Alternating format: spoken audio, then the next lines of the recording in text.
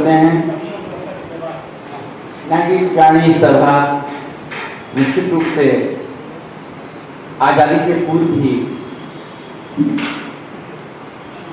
इस नागरिक विचारणी ने साहित्य और खासतौर से हिंदी साहित्य में जो योगदान दिया है उसके प्रति भी जो उनके संस्थापक रहे हैं, मार्गदर्शक रहे हैं और आज भी जो इसको इतना प्राण और ऊर्जा प्रदान कर रहे हैं, उन सबको मैं नमन करता हूँ, शुभकामनाएं देता हूँ, आभार व्यक्त करता हूँ।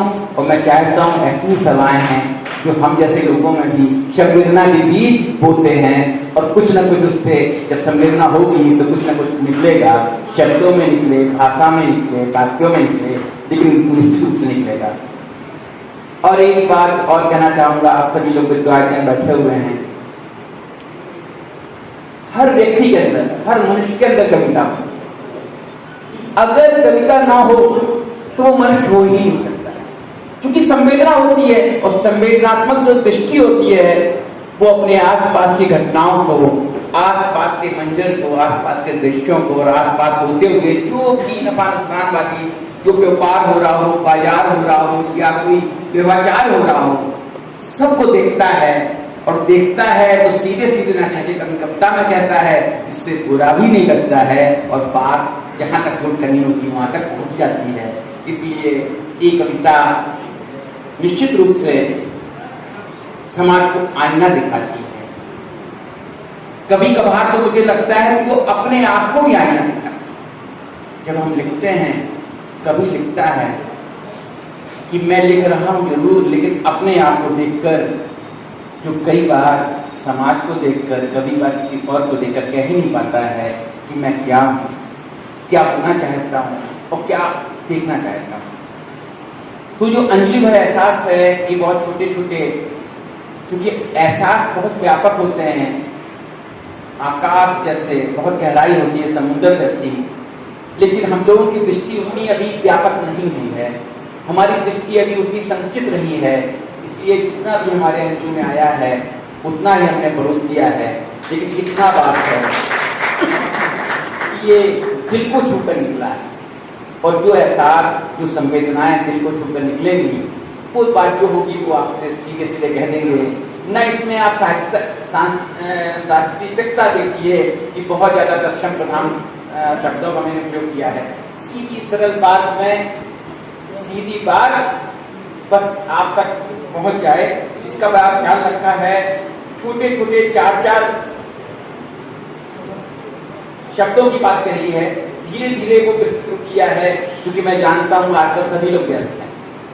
यहाँ पर जो भी माइक संभालता है सोचता है थोड़ा और बोल दूं, लेकिन आपके पास भी उतना कम टाइम है, आपके पास भी कम टाइम है। वो जमाना चला गया जब लोग लिखते थे, मधुशाला होती थी, पूरी रात रात भर कविता होती थी और अनिरुद्ध राय बच्चन जी करते थे और लोग बड़े आनंद से सुनते थे। आज तो लोग व्हाट्सएप में दिखते हैं, कहना दिखते हैं। जैसे मैं लंबी कविता लिखता था तो फेसबुक और व्हाट्सएप पे कहीं पे पोस्ट कर देता था, जब लंबी कविता हो जाती थी ना तो मेरे दोस्त लोग कहते थे, मैं देखता था राजू कहाँ आ रहा है, तो कोई होता था उनका बढ़ क्या बात। तो उससे मुझे एक सबक लगा कि आदमी के पास आजकल टाइम थोड़ा सा कम है, समय कम है, इसलिए वो छोटी छोटी बात करना चाहता है आदमी। तो एक चार चार पर मैंने लिखना चालू किया। मैंने समझ गया कि लंबे समय कविता लिखने के लिए प्लान नहीं है। तो देखिए एक लिखा था, हमेशा कम ही लगता है, हमेशा कम ही लगता है बचपन के दिन, हमेशा कम ही लगता है बचपन के दिन, जवानी में धन और बुढ़ापे में बच्चों का अपनापन हमेशा कम ही लगता है।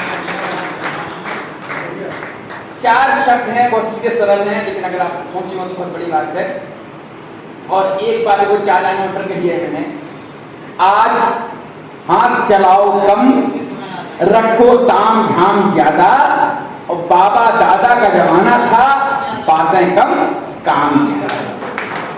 ये अंतर है, ये समय की बात है। यही धीरे धीरे जो भी लिखते रहे। अब देखिए ये 4 लाइन, वक्त की कीमत वसूलना जवाना जानता है, वक्त की कीमत वसूलना जवाना जानता है, कभी मुसीबतों में घिरना कोई न कहेगा पहचानता है, कोई न कहेगा। कभी मुसीबतों में घिरना कोई ना कहेगा, पहचानता है और वक्त की कीमत वसूलना जमाना है। एक प्यार पे लिखा है, प्यार की हद नहीं, प्यार में जिद नहीं, प्यार है तो नापा करते एक दूसरे का करते, एक दूसरे का करते। अब देखिए, एक आजकल की नई जो बात होती है, 4 सीधे शब्दों में कहने की कोशिश की थी। पहले बताना था, कहकर तुम तो निकल गए।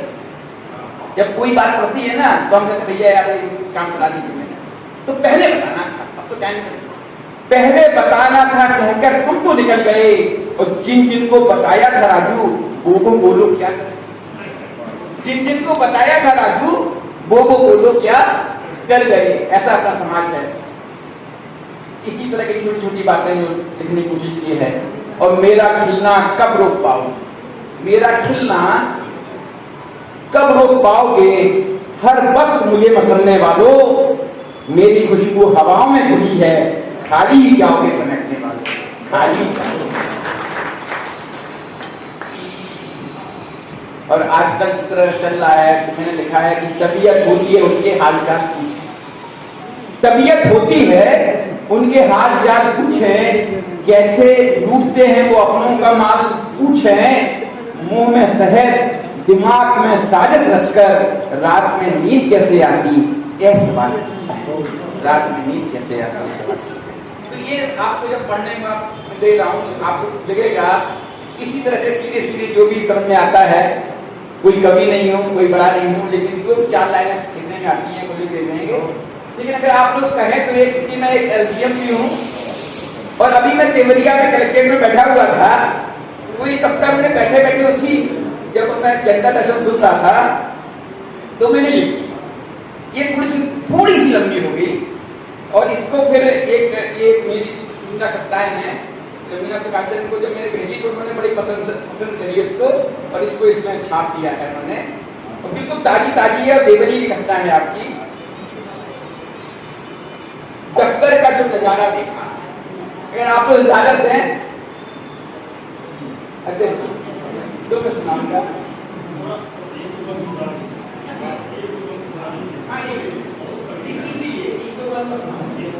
एक दो छोटे छोटे बातें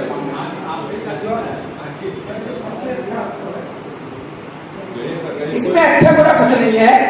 बात यह है कि मैं दफ्तर में बैठा था, लोग फरियादी आ रहे हैं, एक अफसर बैठा हुआ है, बस केवल आप लोगों के दिमाग में कोई चीज डालना चाहता हूं। मैं वो कहना चाहता हूं कि जो मैं देखा है, अलग अलग रंग लिए होता है सरकारी दफ्तर का नजारा।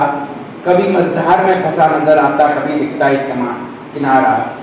यहाँ अर्जी लिए कई चेहरे सामने आते, यहाँ अर्जी लिए कई चेहरे सामने आते, कुछ सच में परेशान, कुछ फर्जी बताते, नए नए तर्क गढ़ते अपने को सही बताने के, एक दूसरे को दबंग माफिया मनबड़ दिखाते, अपनी अपनी मर्जी पर, अपनी अपनी अर्जी पर बढ़ चढ़कर लिखी बात, गरीबी लाचारी ले आंसुओं की पूरी बारात। अफसर के सामने कभी गुस्सा, कभी उदासी, आत्मदाह की धमकी, कभी इधर पैरों पर तलाश।